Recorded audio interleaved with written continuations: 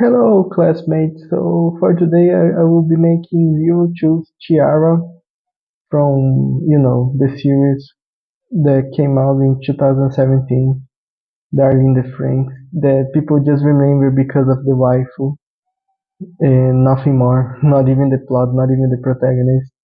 So I will make a review on that because the series, if you take just the first part of the series to the I think episode 13, 15.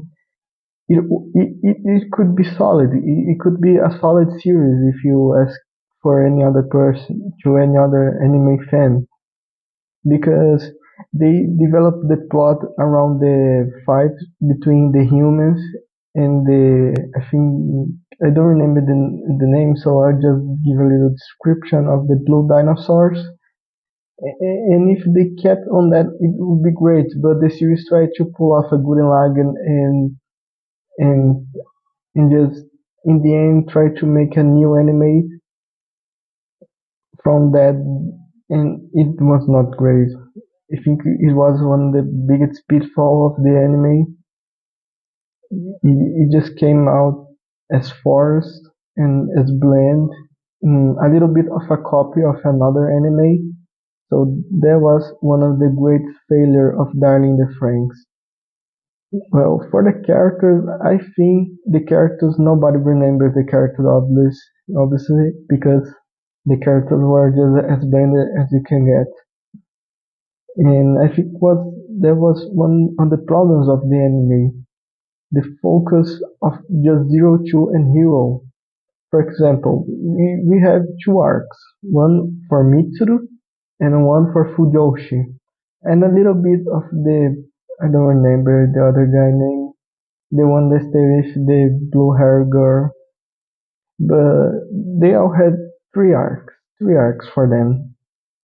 Mitsuru in the beginning was kind of a little messed up. He was just like full of himself, tried to ride Zero Two. Oh, and not even to talk about the sexual innuendos in the series, just the way they put the mecha, the woman in the all fours, and the man in the back was just like if you take the scene or if you take that and show it to any other normal person, to the anime fans they would find it weird, but since we are anime fans we just don't care, we just like to watch it. But return to the point, I think the Mitru was kind of like an asshole in the beginning, and I think that was the first proposal that they had, so they tried to make a redemption, like making the other girl, I don't remember her name, the long hair blonde girl, fell in love with him. I don't know how.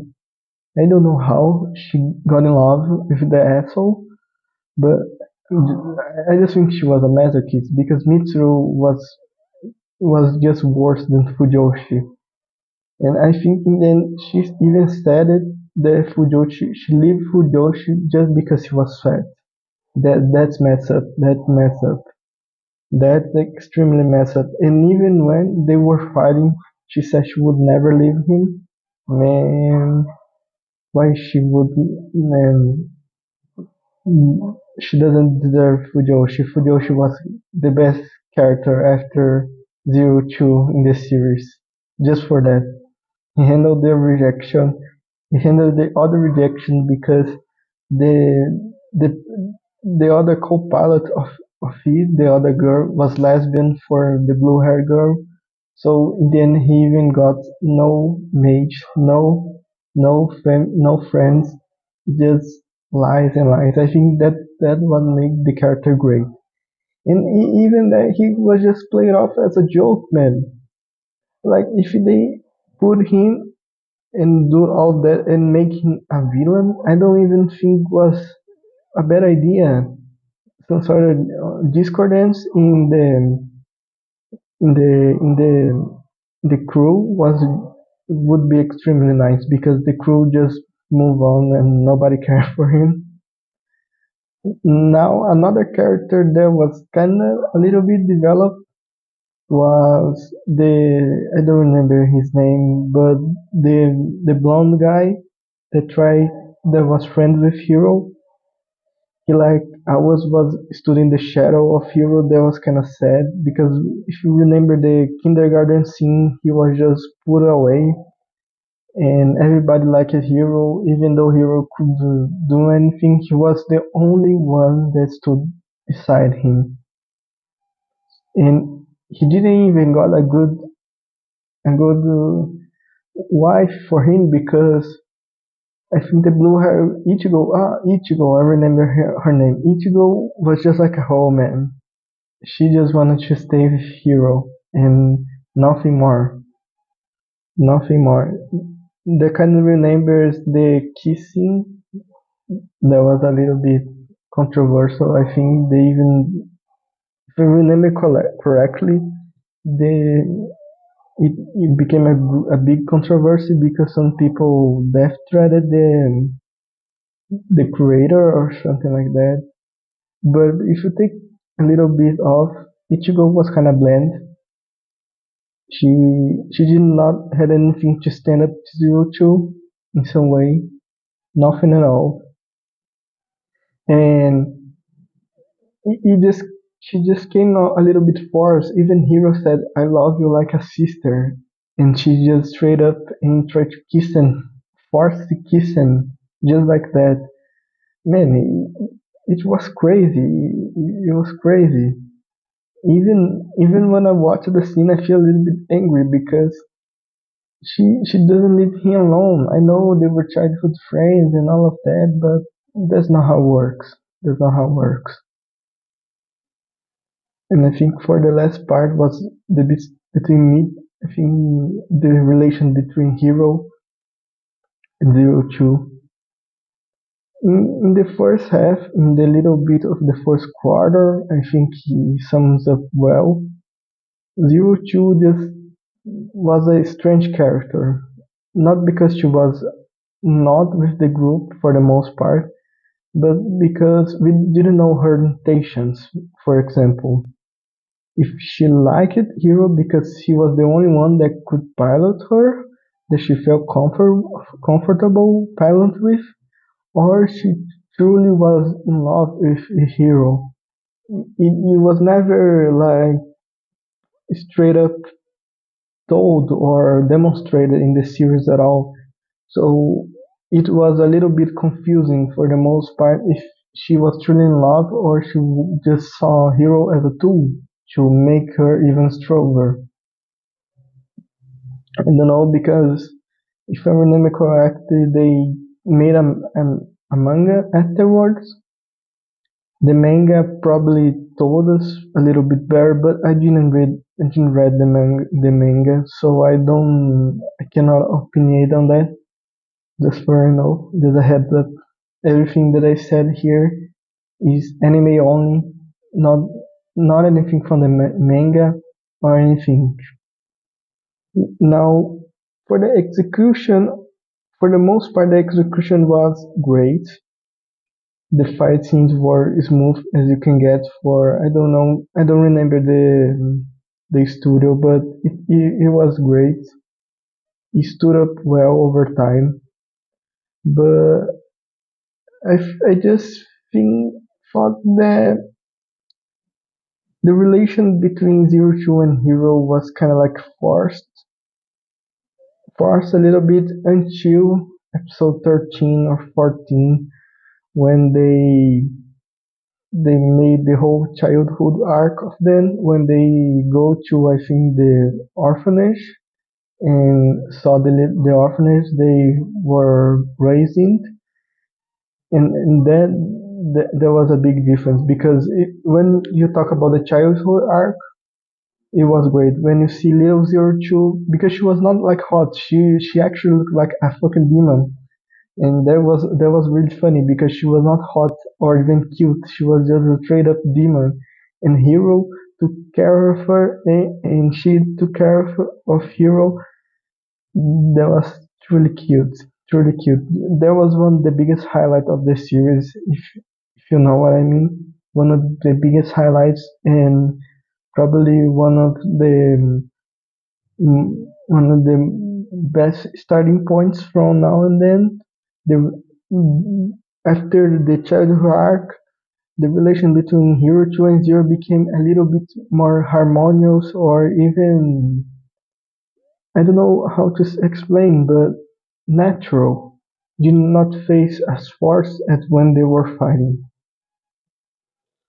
But it all fell apart in the last arc of the series.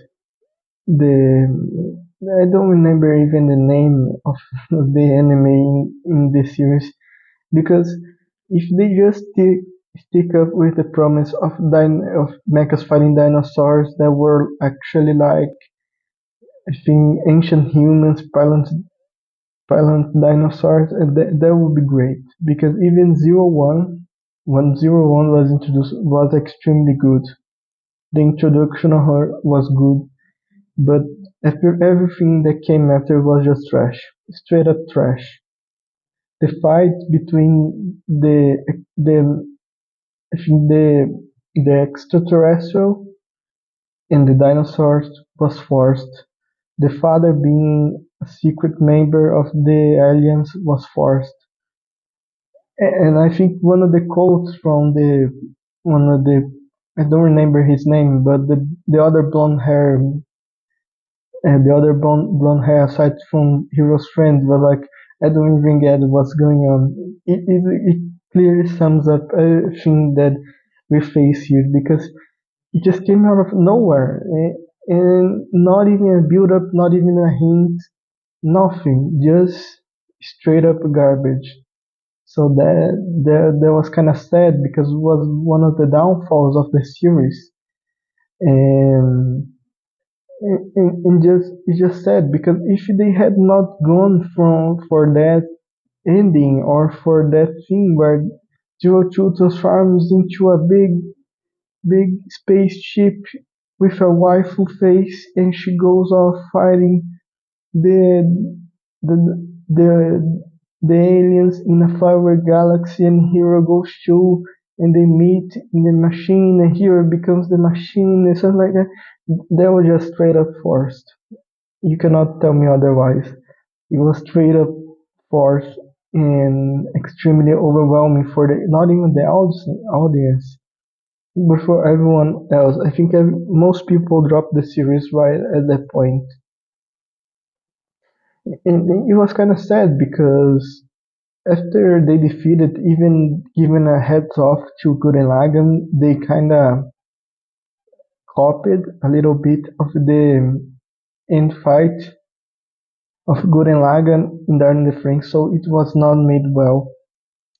But it was not as impactful as Gurren Lagann, so that was a little bit sad. But the last scene where everybody was happy back in Earth, the people that died or was excluded for not being able to pilot come back, need to everybody of the team going through their lives, and then the tree that they built from zero to corpses growing was extremely well made, and was kind of sad they do not use it anymore.